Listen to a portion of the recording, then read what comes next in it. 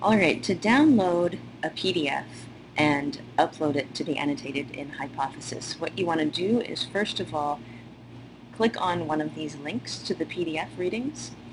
So I'm going to choose that one over there. It'll open up in a new browser window, and you'll see from the address bar here it says drive.google.com. That means that this is the location of the file. So this file is actually located on Google Drive in a shared folder.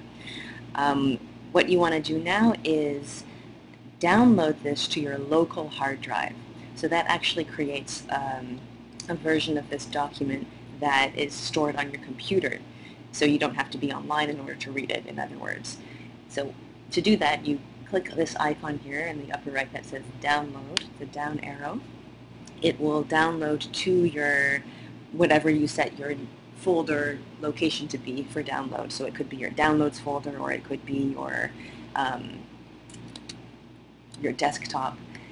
And you can now open this up, this file up. So here it is. Let's open this in Google Chrome. And now you can see how the address has changed.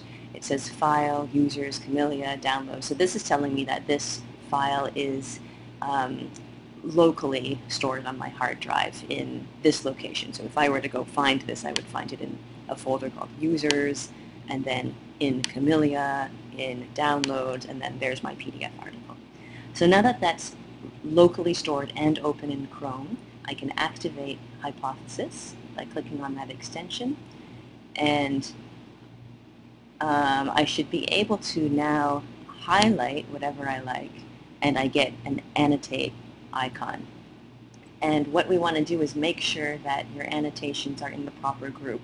So if you only have one group, you'll just see Public and Integrating EdTech, so we'll choose that one.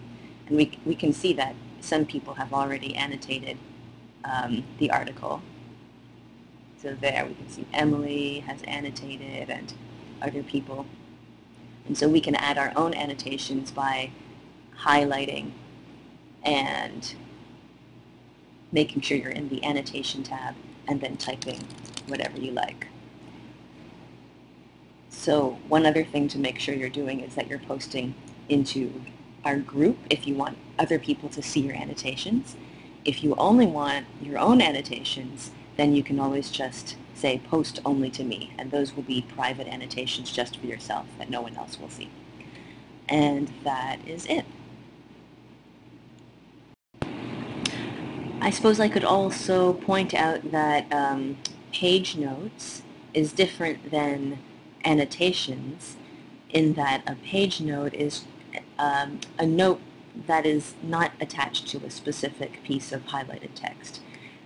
So if you wanted to comment on an article just generally and not specifically, then you might use a page note. And the way to do that is to click on this page icon over here. If I want my annotations to be attached to specific text, then I want to make sure I've clicked annotation and that I've highlighted text and it's attached there. So you can see other people have, if I click on their annotations, you can see that Emily has highlighted this piece of text and written an annotation. If I wanted to reply to that, I would just reply in this way. If I've decided not to, then I can say cancel. Let's see, what else is there? If you want to return to this later, you don't have to keep your browser window open forever, but if I were to close it and say open it again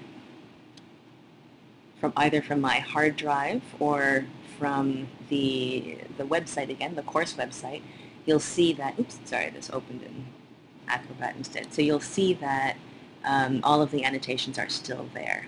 So we'll open with Chrome. And so this is just the same. You can see File, User, so this is my local version. And I activate Hypothesis, and all of those same annotations are still there. So that is all.